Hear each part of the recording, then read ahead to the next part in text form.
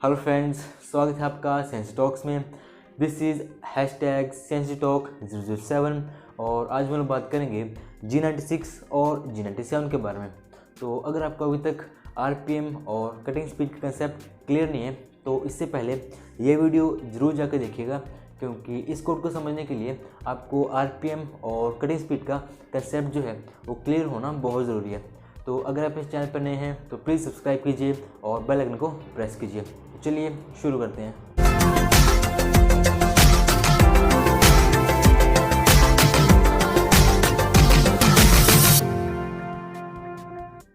तो हमारे पास बेसिकली दो कोड्स हैं, एक है G97 और दूसरा है G96। तो ये दो ऐसे कोड्स हैं कि हमें एक टर्निंग प्रोग्राम में इनमें से किसी एक का यूज़ तो करना ही पड़ेगा। तो या तो हम G97 का लगाएंगे या फिर हम G96 का यूज़ करेंगे। तो चलिए देखते हैं कि इनका यूज़ हम आखिर करते किस लिए हैं। तो सबसे पहले बात करते हैं G97 की। तो G97 बेसिकली यूज़ करते हैं कांस्टेंट RPM देने के लिए।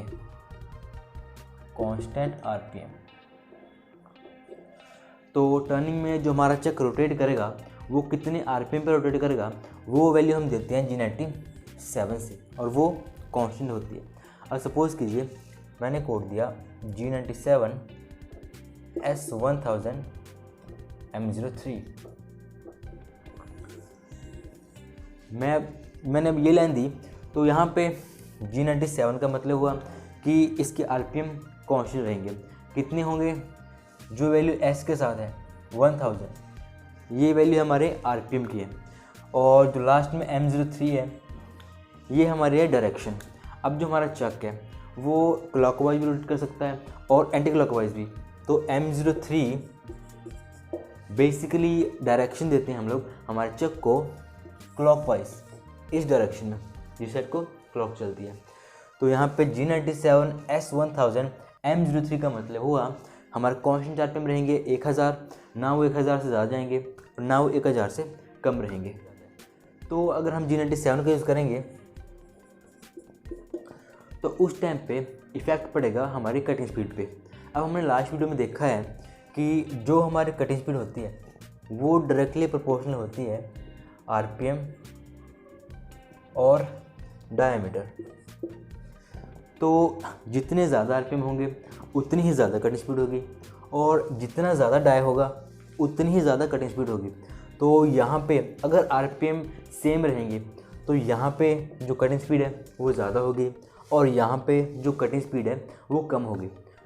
तो चलिए एक टर्निंग का कंपाउंड मान लेते हैं, और A B C ये 3 पॉइंट्स हैं, जहाँ पे A यहाँ पर डायमीटर 10 है, B पे 20 है और C पे 30 है। तो अब हम लोग तीनों पॉइंट्स पे कटिंग स्पीड निकाल कर देखते हैं।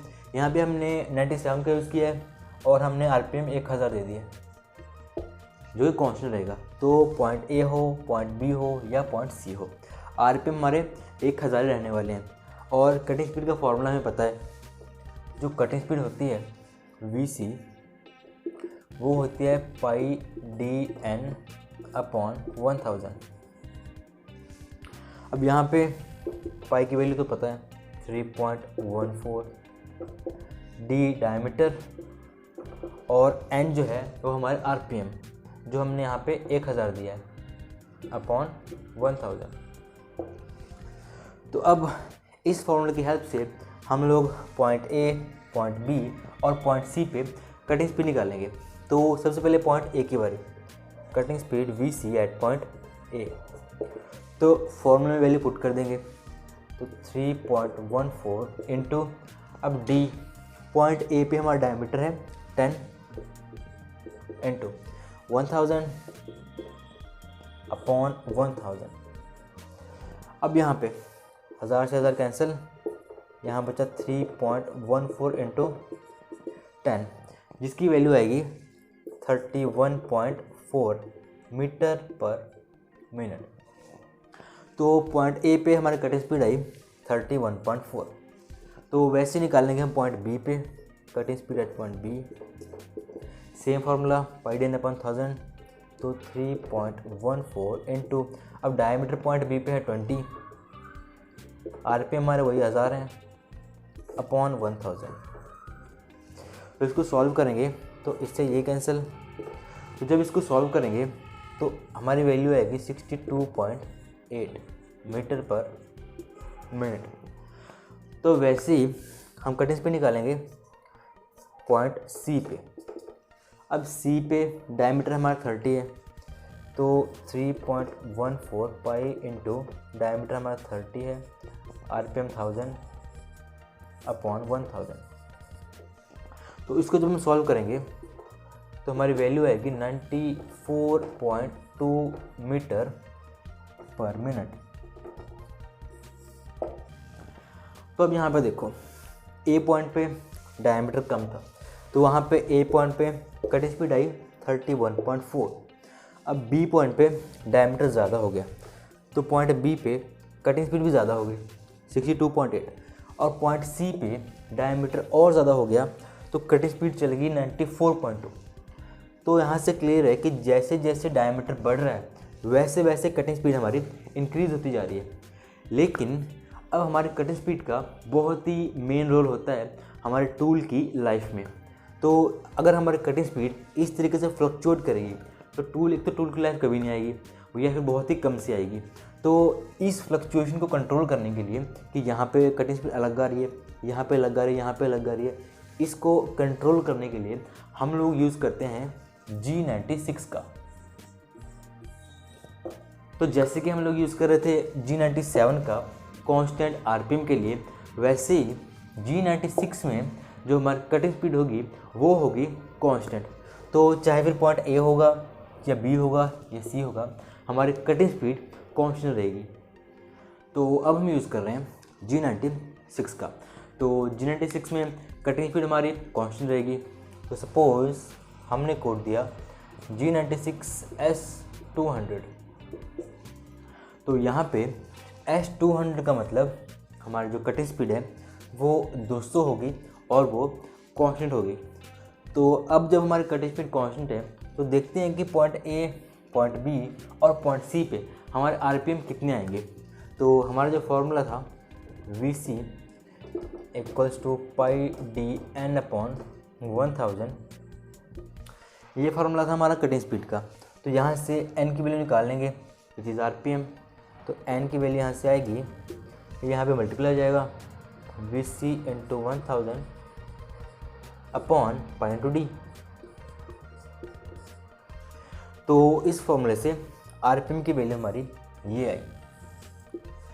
तो अब हम निकालेंगे RPM point A, point B और पॉइंट सी पे। तो शुरू करते हैं पॉइंट सी से। तो n which is RPM at point C. तो फॉर्मूले में वही पुट करेंगे। पहले VC कटिंग स्पीड हमने मानी है 200, तो 200 × 1000 अपॉन पाई की वैल्यू 3.14 इंटू डी डायमीटर। तो पॉइंट सी पे हमारा डाया है 30। तो इसको जब हम सॉल्व करेंगे तो हमारी वैल्यू आएगी 2123। तो हमारे आरपीएम सी पॉइंट पे आएंगे 2123। तो अब बात करते हैं पॉइंट बी की। तो RPM N at point B, same formula, cutting speed हमारी है 200 ही इंटू 1000 अपॉन पाई की वैल्यू 3.14 इंटू डायमीटर।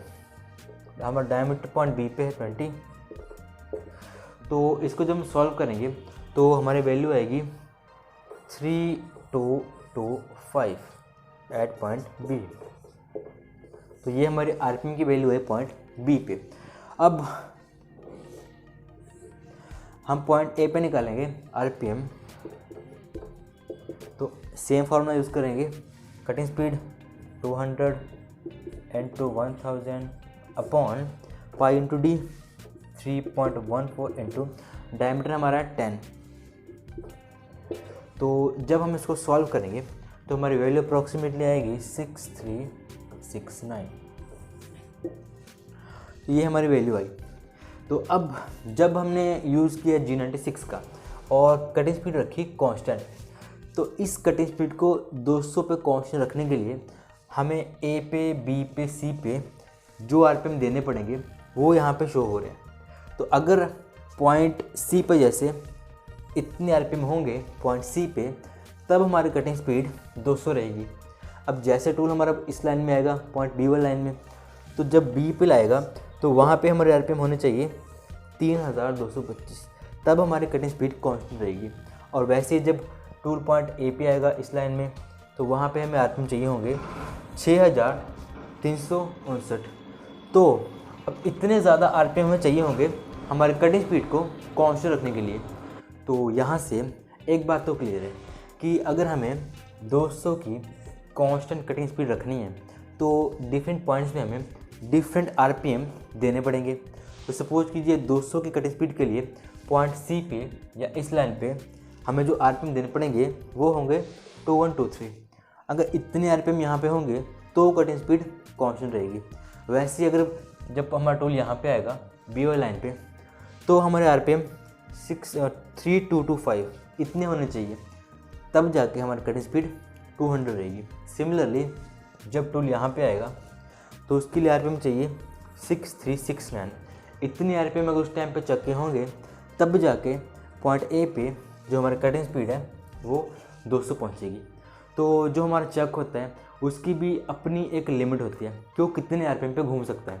तो यहाँ पे तो बहुत ही ज़्यादा आरपीएम है जितने हम अफोर्ड नहीं कर सकते, मतलब चक इतने ज़्यादा आरपीएम पे रोटेट कर नहीं सकता है। तो उसके लिए हम क्या करेंगे, तो उसके लिए हम लोग G96 के साथ हमेशा एक और कोड यूज़ करते हैं जिसको हम बोलते हैं G92। और G92 का हम यूज़ करते हैं हमारे चक को एक लिमिट देने के लिए। अब यहाँ पे तो अगर सिर्फ G96 का यूज़ करेंगे तो इतने ज़्यादा आरपीएम तो आएंगे ही नहीं, कभी नहीं आ सकते हैं। तो सपोज कीजिए G96 एस हमने 200 दे दिया और साथ में देंगे G92 एस 2000। तो G92 का हम यूज़ करेंगे हमारे चक को एक लिमिट देने के लिए। तो यहाँ पे एस 2000 का मतलब है कि जब चक रोटेट करेगा तो कभी भी वो 2000 से ऊपर के आरपीएम पे नहीं जाएगा। जब भी टूल हमारा मूव होगा और हमारी मशीन ऑटोमेटिकली अगर कटिंग स्पीड फिक्स रखनी है तो किस पॉइंट पे कितने आरपीएम होने चाहिए उसको कैलकुलेट करेगी। तो जैसे जैसे हमारा टूल नीचे को आएगा वैसे वैसे आरपीएम ज़्यादा करने पड़ेंगे, लेकिन कभी भी वो इस लिमिट को क्रॉस नहीं करेंगे। तो जब भी हम G96 का यूज़ करें, G92 को उसके साथ हमेशा यूज़ करना है ताकि हमें एक लिमिट मिल सके जिसके ऊपर चक के आरपीएम नहीं जाएंगे। तो फाइनली हमारा कंक्लूज़न ये निकला कि G97 में हमारे आरपीएम कांस्टेंट होंगे और G96 में कटिंग स्पीड कांस्टेंट होगी। G97 का यूज़ हम उन जॉब्स पे करेंगे मोस्टली जिनमें डायमीटर चेंजेस बहुत ही माइनर होते हैं या फिर जो बिल्कुल स्ट्रेट शाफ्ट्स होती हैं, और G96 का यूज़ उन जॉब्स पे करेंगे जिनमें डायमीटर चेंजेस काफ़ी ज़्यादा हों, जैसे कहीं पे डाय कम हो रहा है कहीं पे डाय ज़्यादा हो रहा है।